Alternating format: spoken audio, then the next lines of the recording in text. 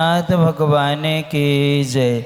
परमे पूज्य संत श्रोमणी आचार्य भगवान गुरुवर श्री विद्यासागर जी महाराज की जय। परमे पूज्य नवाचार्य समय सागर जी महाराज की जय। परमे पूज्य मुनिवर 108 अजित सागर जी महाराज की जय। पूज्य मुनिश्री निराग सागर जी महाराज की जय। 2.5 दिन में 3 कम 9 करोड़ महामुनिराजों की जय। इलख श्री 105 विवेकानंद सागर जी महाराज की जय। का अवसर करेंगे सभी लोग।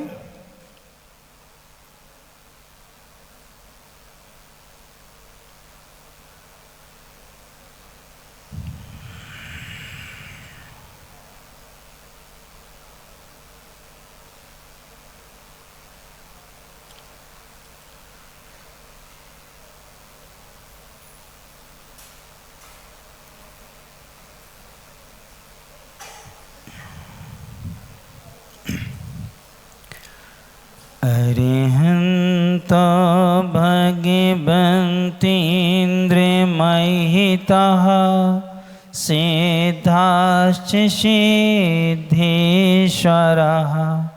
आचार्याजिने शासिनोन्नतिकरः पूज्योपाध्यायिकः श्री सिद्धांत सोपाटिका मुनिवर रत्नत्रयाराधिकः पंचैते परमेष्ठिनः प्रतिदिनं कुर्वन्तु ते मङ्गलम्।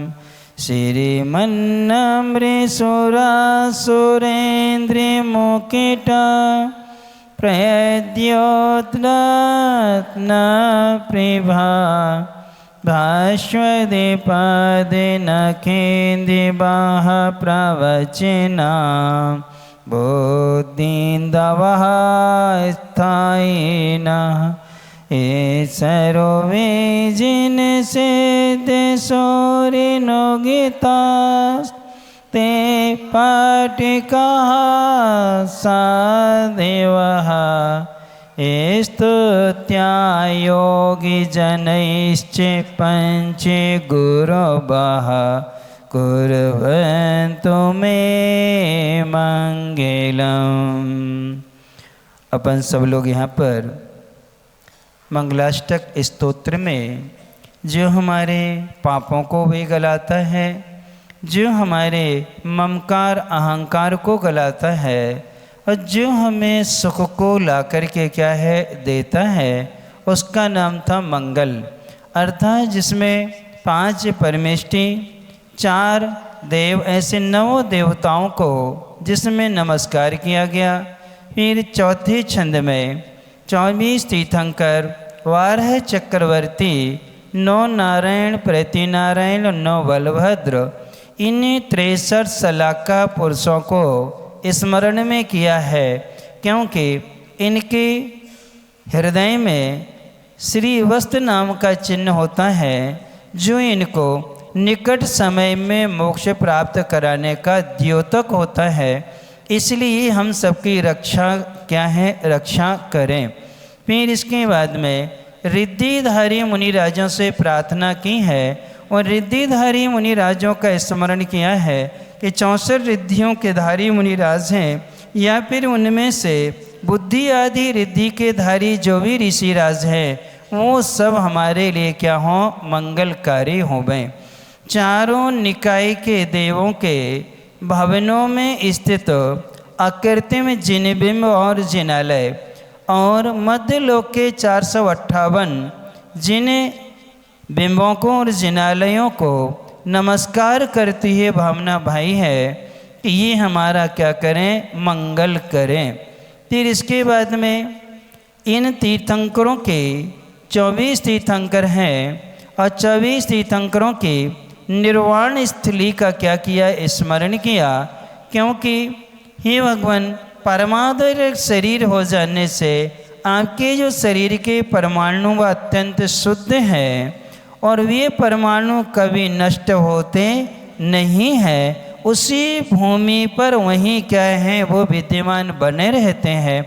ऐसी वो पवित्र भूमियाँ थी। कैलाश पर्वत था, पावापुर का पद्म सरोवर है, चंपापुर नगरी में मंदारगिरी नाम का पर्वत है, और वहाँ पर गिरनारगिरी में ऊर्जयंत नाम का पर्वत है, और संवेश शिखर है जहाँ से 20 तीर्थंकर कहाँ हैं मोक्ष को गए हैं। उनका अपन ने स्मरण किया। फिर इसके बाद में स्तुति के प्रभाव से आत्म संवेदना, उत्कंठा, एक ही भाव और अन्य चिंतन, इन 4 अवलंबनों को लेकर के जो भगवान की स्तुति करता है उसके लिए सर्प भी हार बन जाता है, तलवार भी गजरा का रूप धारण कर लेती है, विष अमृत में परिवर्तित हो जाता है, और शत्रु मित्र बन जाते हैं। प्रसन्न मन से देव उसके अधीन हो जाते हैं, और उसके यहाँ रत्नों की क्या होती है, वृष्टि होने लगती है। ये सब प्रभाव पुण्य का है। किसका है? पुण्य का प्रभाव है। क्योंकि पुण्य जो है आपको बताया था 4 साधन हैं पुण्य के अर्जन करने के। हम जिस तरीके से जो पुण्य अर्जन करेंगे हमें उसका लाभ मिलेगा। यदि हम आहार दान, औषध दान, अभय दान, उपकरण दान, ये 4 प्रकार के दान देते हैं तो हमारा दान, लाभ, भोग, उपभोग और वीर्य, इस अंतराय कर्म का विशेष उपशम हो जाएगा। भोग आदि की सारी सामग्री मिल जाएगी। यदि हम पंच परमेष्ठ या नवदेवताओं की आराधना करते हैं, उस आराधना करने से जो पुण्य हमारा संचय होता है उस पुण्य से ये विशेष अतिशय होते हैं।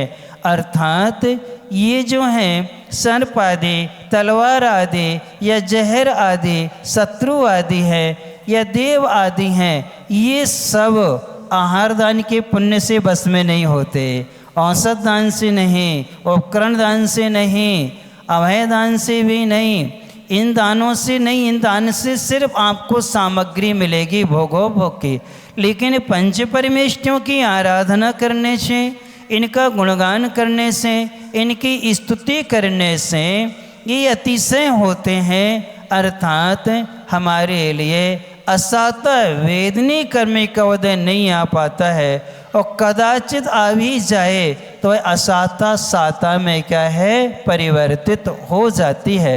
इसलिए पूजन विधान का पुण्य अलग होता है, और आहार दान आदि 4 प्रकार के दान का पुण्य क्या है, अलग होता है। फिर इसके बाद में एक पुण्य और होता है, अवक्ष्य वस्तुओं का त्याग करना। किसका? अवक्ष्य जो है 22 प्रकार के अवक्ष्य होते हैं, और 22 अवक्ष्य का त्याग कर देने से जो पुण्य हमारे लिए संचय होता है उस पुण्य से जहर भी अमृत बन जाता है। यानी विष क्या बनता है, अमृत बनता है। कौन से पुण्य से बनता है? 22 अवक्ष्य का त्याग करने से, अष्टमूल गुणों को धारण करने से ये पुण्य हमारे लिए इस काम में आएगा कि हमारा शत्रु भी मित्र बनेगा, और साथ साथ में जहर भी कोई ने दिया है तो वो क्या हो जाएगा, अमृत में परिवर्तित हो जाता है। इसलिए अवक्ष्य आदि का क्या कर देना चाहिए, त्याग कर देना चाहिए।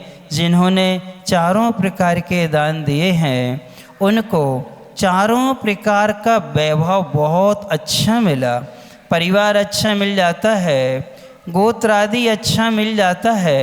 फिर इसके बाद में भोग की सामग्री भी बहुत सारी मिल जाती है। इसके बाद भी उनके यहाँ मानसिक शांति नहीं रहती। क्या कारण है? सब कुछ है लेकिन क्या नहीं है, मानसिक शांति नहीं है। और ऐसे असाध्य बीमारियां भी रहती हैं जिन बीमारियों से विज्ञान की दृष्टि में उनकी रिपोर्ट नॉर्मल आती है। MRI भी करा तो कुछ नहीं निकलेगा, सिटी स्कैन में कुछ नहीं आता है, एंडोस्कोपी कोलोनोस्कोपी आदि कोई भी करा लेते हैं, उनमें कुछ नहीं आता, फिर भी कोई भी कार्य करने में उत्साह नहीं रहता है। उसका मुख्य कारण क्या है? तो उन्होंने ये कहा है कि नवो देवताओं की आराधना में अनुत्साह होना, यानी पंचे परमेष्टि की आराधना में जब हमारा उत्साह नहीं होता है तो सब कुछ होने के बाद में मानसिक शांति नहीं होती है। इसलिए मन को निर्मल बनाना है, मानसिक शांति पाना है तो तप में रुचि होना चाहिए, श्रुति की विनय करना चाहिए, और इसके अलावा अंतिम साधन उन्होंने दिया है अरहंत आदि नौ देवताओं के प्रति भक्ति। किसमें? नव देवताओं में क्या होना चाहिए? हमारी भक्ति हो, तप में रुचि हो और श्रुति की विनय हो। इससे हमारे मानसिक शांति निरंतर क्या है? बनी रहती है। इसलिए अमित गति श्रावकाचार्य हम पढ़ रहे थे, उसमें आया कि महाराज जी प्रश्न कर रहे हैं, उसमें दान का प्रसंग है, करीब 80 श्लोकों में उन्होंने दान का प्रसंग उपस्थित किया है। शंका की है कि हमें ऐसा पुण्य मिले जो हमें भाव भाव तक साथ दे।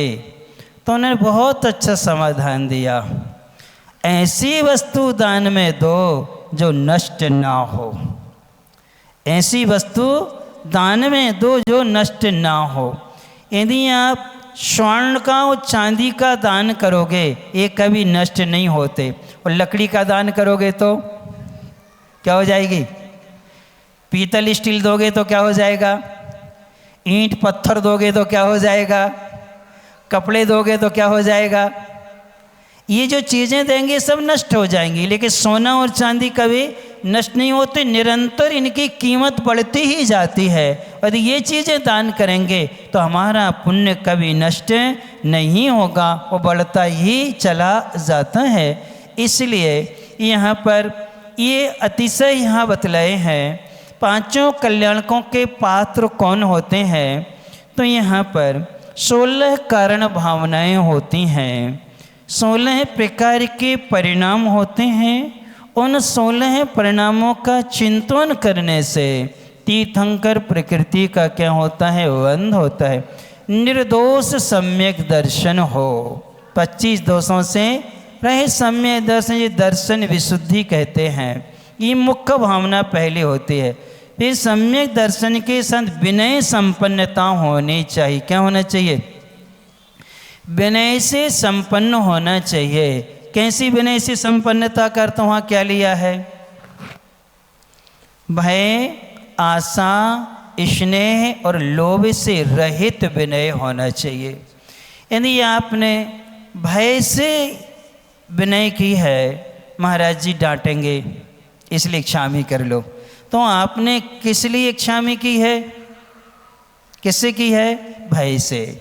यानी लोग क्या कहेंगे, ये महाराज को नमोस्तु नहीं करते हैं, इसलिए उन लोग को क्या कहेंगे, इस डर से तुमने क्या किया है? उनको नमोस्तु के भय से नहीं करना है। फिर है आशा से, इनसे हमें कुछ मिलेगा इसलिए खूब विनय कर लो। इससे आबादी में महाराज जी जब बिहार आदि होगा, चतुर्मास है तो बिहार होगा, तो उसके पहले पिछी परिवर्तन होगा, पिछी आदि हमें मिल जाएगी। इस आशा से उनकी क्या करना? विनय कर लेना। और जहाँ आशा की पूर्ति हुई फिर क्या हो गया? खत्म। यानी ये विनय आशा से भी नहीं, स्नेह से भी नहीं करना चाहिए। ये हमारे कुल के हैं, हमारे गोत्र के हैं, या हमारे परिचित हैं, या हमारे मित्र आदि के साथ में रहे हैं, स्नेह के कारण भी वहाँ नमस्कार नहीं किया जाता है। लोभ से भी नमस्कार नहीं करते। किससे? लोभ से भी। यानी 4 कारणों से रहित तो हो करके नवो देवताओं की जो विनय पूजन करता है वह कहलाती विनय संपन्नता। कौन सी कहलाती है? अब लौकिक विनय में बच्चे कौन के भैया? एक कांजी हाउस बनते थे पहले, अब एक मनुष्य को हाउस बना दो उन सबको उनमें क्या कर दो, बंद कर दो। तो यहाँ पर आपको बतला रहे थे कि ब्राह्मी और सुंदरी ने, आदिनाथ भगवान उनके पिता हैं, ये लौकिक विनय कहलाती है। उपचार विनय भी इसे कहा जाता है। उन्होंने जो अपने सुख का त्याग किया था दोनों कन्याओं ने, किस लिए किया था? भय से, आशा से, स्नेह से, लोभ से। इन 4 कारणों में कौन से कारण से किया था? इनमें से एक भी कारण नहीं था। उन्होंने पिता का बहुमान रखने के लिए, किसको रखने के लिए? पिता का बहुमान रखा था। किस लिए रखा गया था? इनके लिए जब तीनों लोगों का अधिपति सौधर्मेंद्र वो झुक रहा है, सारे राजा महाराजा इनको क्या हैं, झुक रहे हैं, और हमारे पिता को उनके सामने झुकना पड़ेगा, इसलिए हम अपने पिता को किसी के सामने झुकने नहीं देंगे कि वो छायक सम्यक दृष्टि हैं, तीर्थंकर प्रकृति की सत्ता वाले हैं, तीनों लोगों के नाथ होने वाले हैं, उनको हम झुकने नहीं देंगे। तो ये उन्होंने बहुमान से कार्य किया था। किससे कार्य किया था? ये कहलाती है विनय संपन्नता। इसे क्या कहते हैं? विनय संपन्नता। कि बहुमान के रूप में अपने सुख का त्याग करना। किसके लिए? बहुमान रखने के लिए क्या कर देना? अपने सुख का क्या करना? त्याग करना। और आप लोग क्या करते हो? बहुमान का त्याग कर दोगे लेकिन सुख का त्याग नहीं करोगे। किसका त्याग कर दोगे? बहुमान का। वो जाने, वो अपना कर्म जाने, हम अपने सुख का त्याग नहीं करेंगे। ये मिथ्या दृष्टि की सोच होती है। विनय संपन्नता, सील और व्रतों में अतिचार नहीं लगाना। यानी कि जो हमारे सील का अर्थ, 3 अर्थ किए गए हैं अपने यहाँ सील के। सबसे पहला अर्थ किया है शिक्षा काल संबंधी। जब तक शिक्षा काल चल रहा है तब तक ब्रह्मचर्य का पालन करना पहला सील व्रत है। दूसरा है विवाह होती ही पत्नी को छोड़कर के शेष माँ बहन बेटियां हैं और पति को छोड़कर के शेष सभी पिता पुत्र भाई हैं। ये दूसरा सील व्रत कहलाता है। ये विवाहित लोगों के लिए है। फिर इसके बाद में तीसरा सील व्रत कहाँ है? स्त्री मात्र का त्याग कर देना। किसका? स्त्री मात्र का त्याग कर देना। सप्तम प्रतिमा के व्रत ले लेना। ये तीसरा क्या कहलाता है? सील व्रत कहलाता है। चौथा सील व्रत का पालन होता है 13वें गुण स्थान में 18,000 सील के दोषों का क्या कर देना? त्याग कर देना। और वो होता है संपूर्ण मोहिनी कर्मों, ज्ञानवर्ण, दर्शनवर्ण और अंतराय। इन 4 घातिया कर्मों का नाश होने से होता है। इसलिए सील का और 12 है व्रत और 5 महाव्रत आदि जो होते हैं इनका निरतिचार क्या करना? पालन करना। फिर सील व्रत अनतिचार अवीक्ष ज्ञान उपयोग। अवीक्षण ज्ञान उपयोग का अर्थ क्या होता है? निरंतर ज्ञान आराधना में लगे रहना। आपके पास बैठे हैं, आपसे चर्चा भी कर रहे हैं, इसके बाद भी अपना चिंतन मनन करते रहते हैं, अपने उपयोग को वहाँ से हटाते नहीं हैं। फिर इसके बाद में आता है अवीक्षण ज्ञान उपयोग के बाद में संवेग। क्या आता है? संवेग। निरंतर क्या कर लेना? दुख और दुख के कारणों से बच कर के धर्मात्माओं में क्या रखना? प्रीति रखना। क्या रखना? धर्मात्माओं में प्रीति का भाव रखना। एक प्रसंग में याद आ गया, प्रीति कैसी होती है। एक बहुत छोटा सा रूपक पड़ा था, लेकिन उसने हमें अंदर से हिला दिया था। रूपक ये है, एक किसान के खेत में पेड़ लगा हुआ था, वृक्ष लगा था, और वो खेती करता था। कुछ पत्ते झड़ कर के नीचे गिर गए। अब वहाँ पर मिट्टी जो हल चलाया था, बड़े बड़े क्या थे, ढेले थे मिट्टी के, वो उसके बीच में पत्ते क्या थे, वहाँ वहाँ बिखरे थे। हवा तेज़ आने वाली थी, आंधी जैसी आने वाली हुई। पत्तों ने मिट्टी के ढेलों से कहा, भैया क्षमा करना, बहुत दिन से हम आपकी शरण में पड़े हैं, आपसे ही रस लेकर के हमने अपने आप को इतना योग्य बनाया है, लेकिन अब देखो आंधी आने वाली है, अब हमारा वियोग हो जाएगा और ना जाने हम कहाँ क्या है बिखर जाएंगे, कहाँ जाएंगे, कहाँ गिरेंगे, कोई पता नहीं है, कब मिलेंगे, कोई भरोसा नहीं है, इसलिए क्षमा करो। तब मिट्टी का ढेला कहता, नहीं, हमने तुम्हें शरण दी है और तुम हमारे पास हो, कितनी भी आंधी तूफान हो जाए तुम्हें अलग नहीं कर सकते, आने दो। जैसे आंधी आती है सारे मिट्टी के ढेले पलट जाते हैं और पत्तों को कहाँ कर लेते हैं, अपने नीचे क्या कर लेते हैं, दबा लेते हैं। आंधी शांत हो जाती है, थोड़ी बाद काली काली घटाएं छा जाती हैं।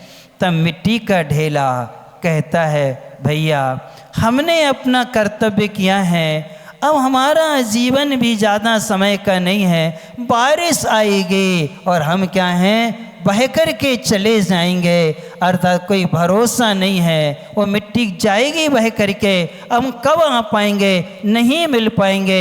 अभी तक आपके बीच में रहे हैं, हमने आपको क्या किया, अभय दान दिया है, सब कुछ दिया है, लेकिन क्षमा करना, हम तुम्हें बरहमेश के लिए बचा पाते हैं। पत्ता कहता है, घबराओ नहीं मित्र, तुमने मुझे शरण दी है, तुमने मुझे आंधी से बचाया है, आने दो बारिश, हम देखते हैं। जैसे बारिश आती है पत्ते निकल के आते हैं और मिट्टी के कहाँ जाते हैं, उस ढेले के ऊपर आ जाते हैं, पानी बह करके चला जाता है और मिट्टी का ढेला सूखा का सूखा बना रहता है।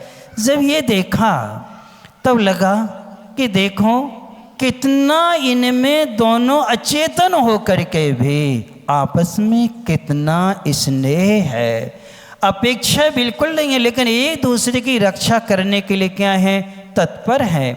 ऐसे जहाँ भावना होती है, जहाँ निरंतर धर्मों धर्मात्माओं के प्रति ऐसी प्रीति होती है, उसका नाम तीर्थंकर प्रकृति का वंद होता है। जैसे विष्णु कुमार ने कोई अपेक्षा रखी थी क्या, अकंपनाचार्य आदि महाराजों से रखी थी क्या, और अकंपनाचार्य ने क्या अपेक्षा रखी थी, कोई विष्णु कुमार आएंगे और हमें क्या करेंगे, बचाएंगे। एक दूसरे को एक दूसरे से कोई मतलब नहीं है, कोई पहचान नहीं, कोई संवाद नहीं, कुछ भी नहीं है। वो अलग दीक्षित हुए हैं, जो अलग दीक्षित हैं, गुरु परंपरा भी अलग है, अगर एक दूसरे का सहयोग करने में कितने तत्पर रहते हैं। आप लोगों के भीतर है क्या ऐसे भाव? जब हमने ये रूपक पढ़ा तब हमें लगा, आंखों में आंसू आए कि देखो लेखक ने प्रकृति का कितना सुंदर चित्रण करके हम मनुष्यों की मानवता को क्या है जगाया है, कि कैसे हमारा संवेग होना चाहिए, धर्म और धर्मात्माओं के प्रति हमारा कैसा क्या होना चाहिए, रुचि प्रीति स्नेह आदि होना चाहिए। एक बार फर्स्ट ईयर की बात है, एक द्विवेदी जी थे, सर थे, फिजिक्स के अच्छे प्रोफेसर थे। उन्होंने एक प्रश्न किया हमसे, और भी बच्चे थे हम लोग, कहने लगे प्रेम मोह वात्सल्य प्यार इन सब में क्या अंतर है, ये उन्होंने प्रश्न किया। इन सब में देखा, जैन आगम का शब्द देखिए, कौन? वात्सल्य, एक जैन आगम का शब्द है। हम लोग कोई उत्तर नहीं दे पाए, उसमें उन्होंने बहुत अच्छा उत्तर दिया कि मोह जो होता है अंधा होता है, प्रेम एक के प्रति होता है और वात्सल्य सबके प्रति होता है।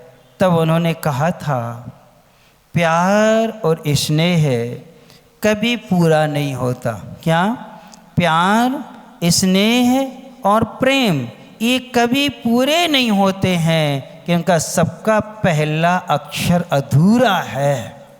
प्रेम में आधा पा है, स्नेह में आधा सा है, प्यार में भी क्या है? आधा पा है। तो उन्होंने कहा प्रेम हो, स्नेह हो या आपके लिए क्या हो, प्रीति आदि हो, ये कभी पूरे नहीं होते हैं। पहला अक्षर अधूरा है, वात्सल्य पूर्ण है, पहला अक्षर उसका पूरा है और बड़ा है। पूरा है और क्या है? वो बड़ा है। वह में आ की मात्रा है, कहने लगे पूरा है और बड़ा है, और अंतिम में भी या है, वो भी क्या है? पूर्ण है। इसलिए वात्सल्य जैनागम में कहा है वो ब्रह्मेश परिपूर्ण होता है, वो श्रेष्ठ होता है, क्यों जीव मात्र के प्रति हुआ करता है। ऐसे जब हम ना भाते हैं तब तीर्थंकर प्रकृति का क्या होता है? बंद हुआ करता है। फिर उसमें है शक्ति तस त्याग, शक्ति तस तप, शक्ति के अनुसार त्याग करना, शक्ति के अनुसार क्या करना? तप करना।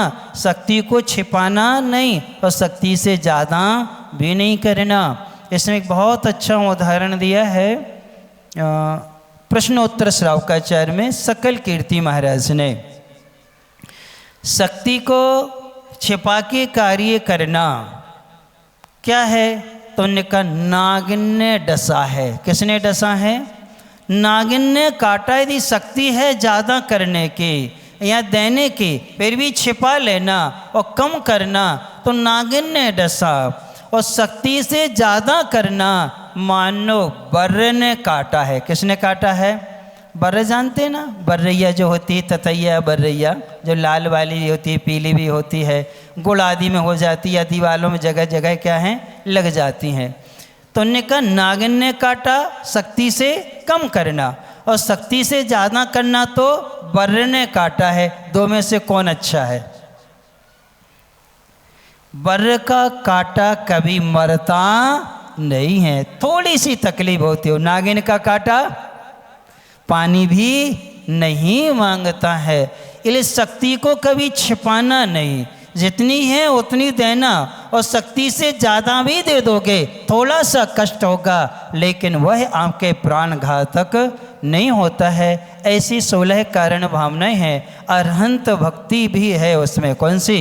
अरहंत भक्ति है, वैया व्रत है, बहु प्रवचन भक्ति है। ये सब क्या है? 16 कारण दिए हैं। इन सब से तीर्थंकर प्रकृति का बंध हुआ करता है। अरहंत भक्ति से कौन ने तीर्थंकर प्रकृति का बंध किया?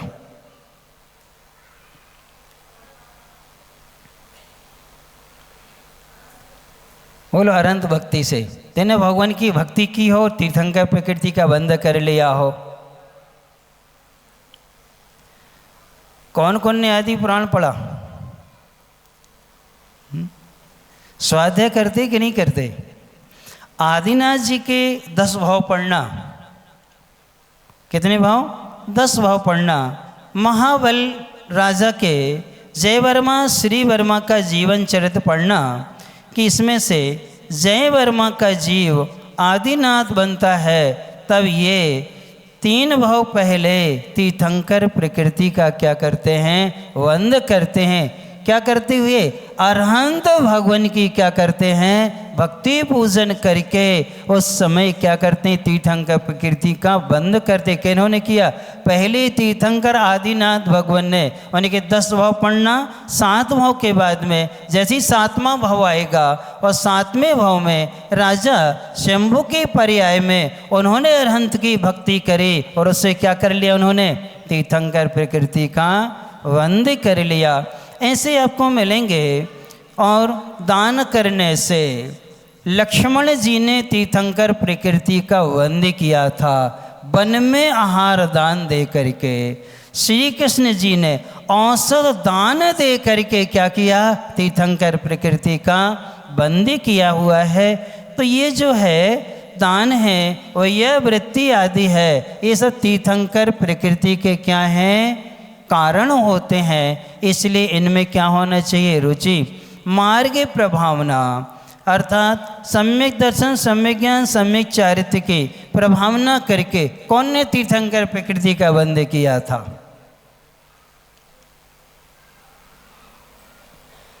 अभी आप लोगों ने श्रावकाचार्य पढ़ा होगा। वज्र कुमार मुनि किसमें प्रसिद्ध हुए हैं? प्रभावना अंग में। तो वज्र कुमार जी ने रत्नात्रय के माध्यम से इतनी प्रभावना कर ली कि तीर्थंकर प्रकृति का वंद किया और वो भविष्य काल के क्या बनेंगे, तीर्थंकर बनेंगे। कौन? दूसरे नंबर के तीर्थंकर बनना है उनको। कितने नंबर के? नंबर 1 के शरणिक जी बनेंगे। फिर नंबर 2 पर कौन आने हैं? ये वज्र कुमार क्या बनेंगे, तीर्थंकर बनेंगे। क्या किए थे उन्होंने? प्रभावना की थी। किसके माध्यम से की थी? अपना जिनेंद्र भगवान का रथ पहले निकलवाया था। किन्ने? और उनके रथ को क्या कर दिया था, पीछे करवा दिया था। ये उन्होंने अपनी विद्या का क्या किया था, प्रयोग करके ये कार्य किया था। तो ये तीर्थंकर प्रकृति के वंद के कारण हैं। इनके कारण ये 5 कल्याणक होते हैं। किनके कारण? इन 16 भावना का चिंतन करने से तीर्थंकर प्रकृति बनती है, तब ये 5 कल्याणक होते हैं। कौन से कल्याणक? 5। गर्व का मतलब होता है रक्षा करना। गर्व का अर्थ क्या होता है? रक्षा करना। कैसी रक्षा करनी चाहिए गर्भ में? तीर्थंकरों के यहाँ पर 6 माह पहले से देवियाँ आती हैं और गर्भ शोधन करती हैं और 9 माह तक रहती हैं। तो यहाँ पर हमें ये होना चाहिए कि जिनको अंगली अच्छी संतान चाहिए उनको विवाह उपरांत इतनी विशुद्धि बनाना चाहिए, निरंतर दान पूजा शील में रत होना चाहिए। और जैसे ही गर्भाधान होता है, जैसे गर्भधारण करते हैं, उसी समय उनके लिए 9 माह का ब्रह्मचर्य व्रत दोनों को ले लेना चाहिए। अब हम 9 माह का ब्रह्मचर्य लेते हैं।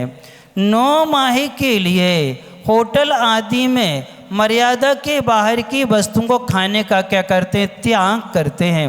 9 माह के लिए मूवी आदि, सीरियल आदि देखने का क्या करते हैं, त्याग करते हैं। 9 माह की जो तुम्हारी साधना होगी, ये 9 माह की साधना तुम्हें 90 साल अच्छे बना देंगे। यानी नियम से आपके घर में जो भी संतान होगे वो नियम से संस्कारवान होगी। क्यों? प्रभाव किसका पड़ता है? माँ जैसा खाएगी, पिता आदि जैसा करेंगे, और सबका असर किस पे आता है? अंदर गर्भ में जो जीव है। लेकिन जैसे ही गर्भधारण होता है, डॉक्टरों के पास गए, 3 महीने बाद ये बेड रेस्ट चालू हो जाता है। कितने में? 3 माह बेड रेस्ट। जबकि हमारे यहाँ आगम में 5 माह तक तो वो स्त्रियां आहार देती हैं। कितने माह तक? 5 माह तक गर्भस्थ माताएं आहार दे सकती हैं। शेष समय में 5 के बाद में पूजन कर सकती हैं, स्वाध्याय कर सकती हैं। ये सब उनके लिए दिया है। मुनि महाराज के आहार हो रहे हैं, घर में हैं, बैठ कर के देख सकती हैं, और बाह्य काम कुछ करना है तो कर भी सकती हैं, कोई बाधा नहीं होती है। बस इतना सब कुछ करते हुए, लेकिन जैसे ही बेड रेस्ट डॉक्टर ने कहा, मोबाइल आ गया और लेटे लेटे क्या चलता रहता है? मोबाइल। और जिनके घरों में एलईडी लगी रहती है सो क्या हो गया? हाथ में रिमोट रहता है, तो चैनल बदलते बदलते दिन और रात व्यतीत हो जाते हैं। आपकी जो संतान होगी वो कैसी होगी? कैसी होगी? भाई मोबाइल वाली होगी। कौन सी होगी? मोबाइल टीवी वाली होगी। यानी तुम्हें साक्षात प्रेम वात्सल्य नहीं मिलेगा संतान को, ऑनलाइन ही मिलेगा। क्या मिलेगा? ऑनलाइन ही मिलेगा। वहीं से कहेगा हेलो मम्मी, हेलो पापा, हेलो डैड, हेलो डैडी, कैसे क्या हो? और जैसे ही यहाँ से हाँ भैया कैसे हो, हाँ बहना कैसे हो, आज तो ऑनलाइन राखी बंधने लगी है। क्या होने लगी है? ऑनलाइन वीडियो कॉलिंग हो गई। वीडियो कॉलिंग में वीडियो में टीका हो गया, वीडियो में धागा बंध गया। भैया अब नहीं आ पा रहे हैं, कोई बात नहीं दीदी, अब आप तो ऐसी वीडियो कॉलिंग करके काम कर लो। अब विचार करो, ये क्या अच्छा है? यदि ऐसा होता विष्णु कुमार जी कर सकते थे। उनका तो नेटवर्क बहुत तेज था, तुम्हें तो इंतजार करना पड़ता है। उनका तो क्या था, विक्रिया रिद्धिधारी हैं और उनके पास में इतनी सारी विक्रियां हैं, अणिमा महिमा आदि बहुत सारी रिद्धियां हैं, अंतर्धान आदि रिद्धियां हैं, दूर श्रावी आदि रिद्धियां हैं। अर्थात उन सबसे क्या कर सकते थे? वो कार्य कर सकते थे। बिल्कुल ऐसा हाथ बढ़ाते और सीधे सीधे महाराजों को 900-700 महाराज उठा लेते, उठा करके क्या कर लेते? वो देखते ही रहता, अंदर बाहर आग जलती रहती, वहाँ एक भी महाराज नहीं मिलते। ऐसा काम कर लेते कौन? और नहीं तो कहते महाराज आंखें खोलो, वीडियो कॉलिंग कर रहे हैं। यानी रिद्धि के माध्यम से क्या कर लेते? ऐसा क्यों नहीं किया? क्योंकि साक्षात्कार का जो अतिशय होता है, जो संवेदना साक्षात होती हैं, वो कभी दूरदर्शन से नहीं होते हैं। साक्षात प्रवचन सुन रहे हो तुम लोग, इसका प्रभाव अलग है। और जो कुछ लोग मोबाइल पे सुन रहे होंगे उसका प्रभाव क्या होगा? उसका प्रभाव इतना नहीं आएगा। आवाज़ जरूर आपको मिल रही है, लेकिन जो संवेदनाएं सामने होती हैं वो संवेदनाएं उसमें अनुभूत नहीं हुआ करती हैं। इसलिए गर्भ की रक्षा करना प्रत्येक माता पिता का दायित्व होता है कि जब संतान गर्भ में आए तो 9 माह के लिए अपने सुख का त्याग कर दो। किसका? अब मैं अपने बेटे के खातिर 9 माह के सुख का क्या करता हूँ? त्याग करता हूँ। फिर आपको हम लोगों के पास अपने बेटा बेटी नहीं लाने पड़ेंगे, वो बेटा बेटी आपको पकड़ के हमारे पास लाएगा। कौन? वो बच्चे आपको कहाँ लेके आएंगे? हम लोगों के पास आएंगे। ऐसे 5 कल्याणकों के माध्यम से गर्भपात कभी कराना नहीं, और गर्भपात कराने वालों की कहीं अनुमोदना भी नहीं करना, कभी सहयोग नहीं करना। देखो गलती अंजना से भी हुई है, गलती कुंती से भी हुई है, लेकिन कर्ण किसका पुत्र था? कुंती का था कि नहीं था? चाहते तो यवर्षण करा लेते, वो क्यों नहीं कराया? उस समय तो और अच्छी अच्छी दवाएं थीं, आयुर्वेद में बहुत सारी सुविधाएं थीं, करवा सकते थे। अंजना भी करा सकती थी। ऐसे बहुत सारे अपने यहाँ आख्यान आते हैं जिनसे ऐसी गलतियाँ हुई हैं, लेकिन उन्होंने संतान को क्या किया है? जन्म दिया है। और कई लोगों की संतानें तो मोक्ष तक चली गई। कहाँ गई हैं? मोक्ष भी गई हुई हैं। इसलिए गर्भपात कराना, अनुमोदना करने से 7 भव तक माँ नहीं बन सकती। नपुंसक वेद का वंद होता है, वो कभी पिता नहीं बन पाएगा, और ये स्त्री कभी माँ नहीं बन पाएगी। यानी माँ और पिता पवित्र शब्दों को सुनने को तरस जाओ। कितने भाव तक? 7 भाव तक इतना पाप का क्या होता है? बंद होता है। इसलिए कभी भी क्या नहीं करना? गर्भपात कराना नहीं, और ना कभी करने वालों का क्या करना? सहयोग करना।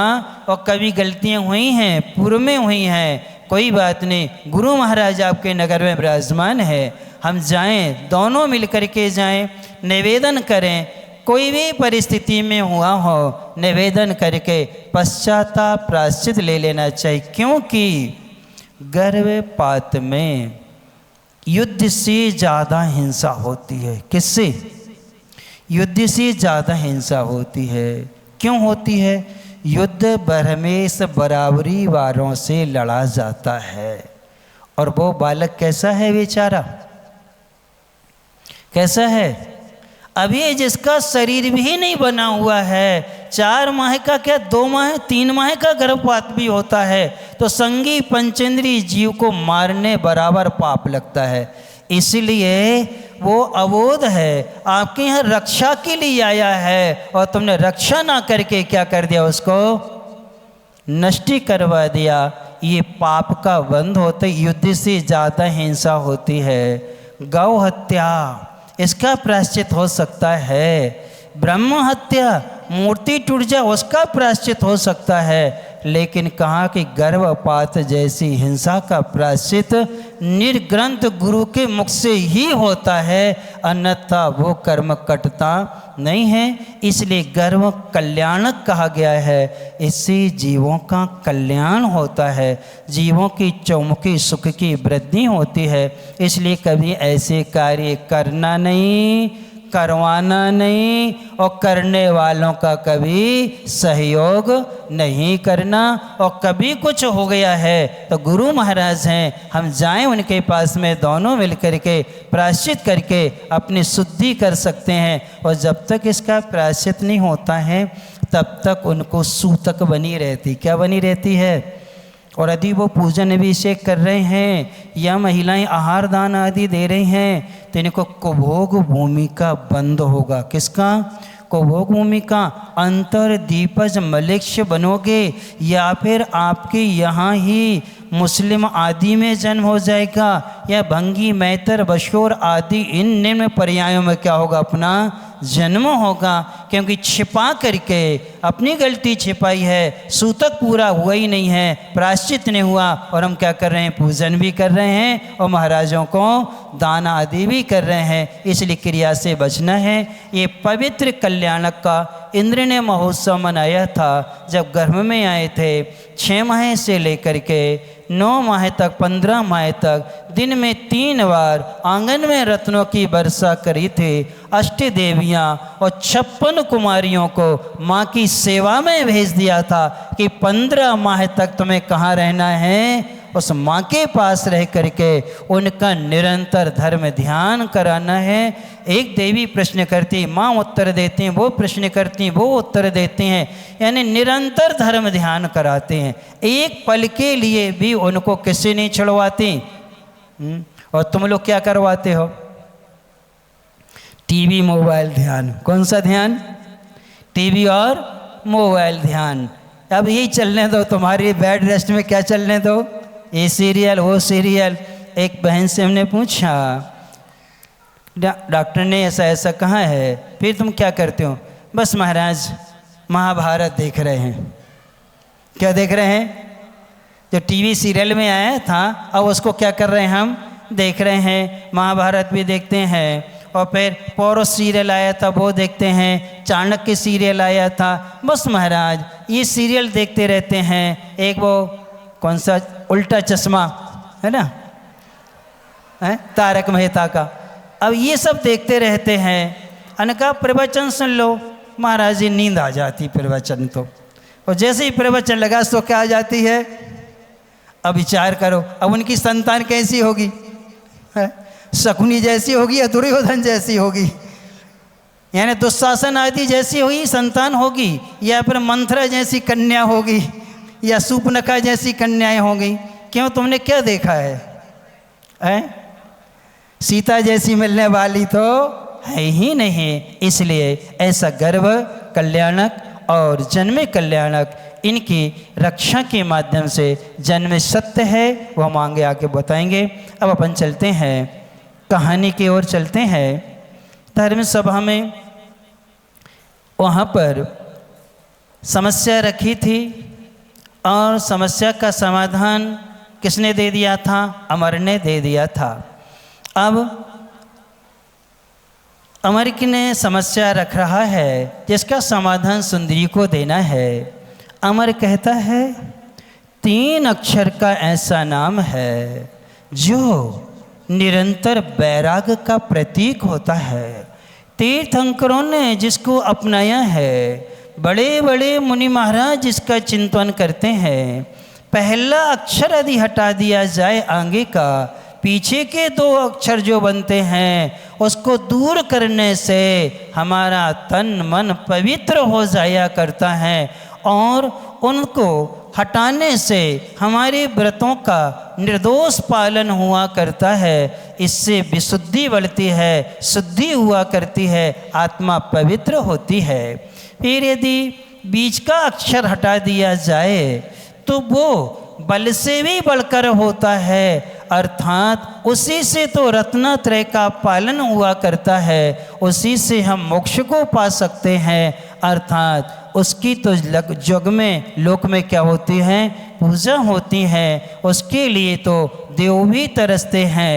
ये है। फिर उसने कहा अंत का अक्षर हटा दिया जाए तो आगे के जो 2 अक्षर बचेंगे उससे जो भी बनेगा वो सबको अपना अपना प्रिय हुआ करता है, अर्थात उससे कोई छोड़ना नहीं चाहता है, उससे कभी कष्ट नहीं देना चाहता है। और सुनो, वह आपके चेहरे की उपमा में प्रयुक्त किया जाता है, साथ साथ में तीर्थंकरों के चिन्ह में भी गर्वित है, वैराग्य का प्रतीक हुआ करता है। बोलो ऐसा क्या है? जैसे ये समस्या रखते हैं तत्काल वहाँ से उत्तर मिलता है।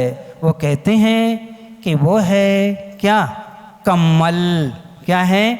कमल है, क्योंकि जल ते भिन्न कमल है। वैराग्य की क्या देता है? उपमा देता है। जहाँ पैदा होता है उसी से क्या रहता है? दूर रहता है, उसमें कभी लिप्त नहीं होता है। जल से भिन्न कमल होता है। फिर पद्म प्रभु भगवान का चिन्ह है, नमीनाथ भगवान का भी क्या है? चिन्ह है। तीर्थंकरों ने उसे क्या है? अपनाया है। फिर उसका है यदि पहला अक्षर हटा दिया या का तो क्या बचा? मल। मल को दूर करने से तन और मन क्या होता है? पवित्र होता है। मल यानी 70 अतिचार होते हैं, उन अतिचार यानी मल दोषों को दूर करने से हमारे व्रतों का निर्दोष पालन हुआ करता है। इसलिए ये हुआ। फिर कहाँ बीच का अक्षर माँ हट जाएगा तो क्या बचा? कल। कल का अर्थ होता है शरीर। कल का अर्थ क्या होता है? शरीर होता है सकल परमात्मा और निकल परमात्मा। इस शरीर से रत्नत्रय का पालन होता है और ये बल से भी बढ़कर होता है, क्योंकि इसमें इतनी युक्तियाँ होती हैं कि जो काम शक्ति से नहीं होता है वो काम युक्ति से हो जाया करता है, कला के माध्यम से वो कार्य कर लेते हैं। इसलिए ये श्रेष्ठ है। फिर अंतिम अक्षर ला हट जाए तो ला हटते तो क्या बनता है? कम। कम यानी आत्मा। कम यानी क्या होता है? आत्मा हुआ करता है। आत्मा के पर्यायवाची आए हैं, इसलिए उसमें आता है कम यानी क्या होता है? आत्मा होता है। कम यानी जल भी होता है। क्या होता है? जैसे कमंडल शब्द बना है, का यानी जल, मंडल यानी पात्र। जल के पात्र को क्या कहते हैं? कमंडल कहते हैं। का यानी आत्मा, मंडल यानी रक्षा करने वाला।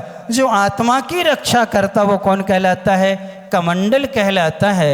इसलिए उन्होंने कहा कि कम यानी आत्मा सबको अपनी अपनी अच्छी लगती है और अपना अपना काम भी सभी को क्या है? अच्छा लगा करता है। इसलिए चेहरे की उपमा दी जाती है। इनका चेहरा तो कमल जैसा क्या है? सुंदर है। यानी पद्म प्रभु की स्तुति हम लोग पढ़ते हैं समंत वाचे, पद्मा प्रभा पद्म पलास लेस्या पद्मा लया लिंग चारों मूर्ति।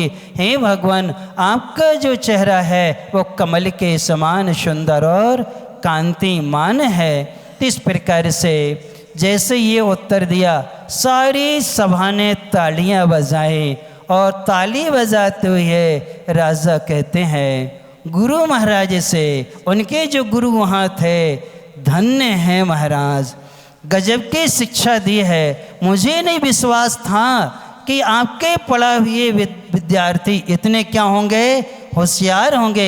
हमारा राज पुरोहित निरुत्तर हो गया, लेकिन ये आपस में क्या कर रहे हैं, तत्व चर्चा चल रही है। अब पुनः फिर से समस्या रखेगी कौन, असुंदरी समस्या रखेगी, फिर एक कमल रखेगा, फिर अर्थात अमर रखेगा, फिर एक और, ऐसी 3 समस्याएं आपस में क्या हैं, रखी जाएंगी। एक ही समस्या तो हो गई है, अब 2 और है, वो आपको शेष आगे बताएंगे। देखो विवाह में क्या चल रहा है, क्या चल रहा है, राग की सभा में क्या चल रहा है, वैराग्य की चर्चा चल रही है, तत्व चर्चा चल रही है। ऐसी तत्व चर्चा में आगे अपन जानेंगे कि विवाह हो पाता कि नहीं हो पाता, तत्व चर्चा में ही वैराग आदि होता क्या होता है वो आगे जानेंगे। आज के नियम का पालन कौन कौन ने किया, आज का मतलब परसों दिया था नियम, कल तो हमने दिया ही नहीं था, क्योंकि नियम था, किसी का पालन नहीं हुआ होगा। क्योंकि कहा था कि मुनि महाराज के आहार देखना थे और 2 ही महाराज उठे नहीं थे। अपन तो मुनि महाराज है ही नहीं, है ही नहीं। हमने नियम किसका दिया था, इसलिए पालन तो हुआ नहीं आप लोगों का। कि दोनों महाराज का क्या था, तो आज कर लेते पालन कम से कम, है ना, चाहते तो आज कर सकते थे। जिनने पालन किया है उनके लिए आशीर्वाद, जिनने नहीं किया उन सबके लिए। अब कल के लिए नियम चाहिए कि नहीं, पालन करोगे कि नहीं, कच्चा कि पक्का। कल के लिए बहुत इजी नियम देते, बहुत सरल नियम। भोजन पान के अलावा कोई भी वस्तु मांगना नहीं है। खाने पीने की वस्तु को छोड़ करके आपको कोई भी वस्तु मांगना नहीं है। देना, पैसे देना थोड़े से। कल क्या नहीं करना, आप रोटी मांग सकते हो, मिठाई मांग सकते हो, दूध पानी मांग सकते हो, फल आदि मांग सकते हो, ये सब मांग सकते हो, लेकिन क्या नहीं मांगना है, साड़ी लाके दे दो नहीं, वस्त्र लाके दे दो नहीं। यानी आपको भोजन पान के अलावा कल कोई भी वस्तु, क्योंकि राखी बांधी भैया ने पैसा नहीं दे तो मांगना नहीं कि भैया, है ना, ये करना, क्या नहीं करना, क्या नहीं करना, खाने पीने के अलावा शेष चीज़ मांगना नहीं। ठीक है, का अवसर कर लो, भगवान से प्रार्थना करो कि हम त्योहार को न मना के पर्व मनाएंगे। पाया ने पाप, राया ने रग रग से, वाया ने बमन करना, रग रग से पाप का बमन करना सो पर्व कहलाता है, उसको मनाना।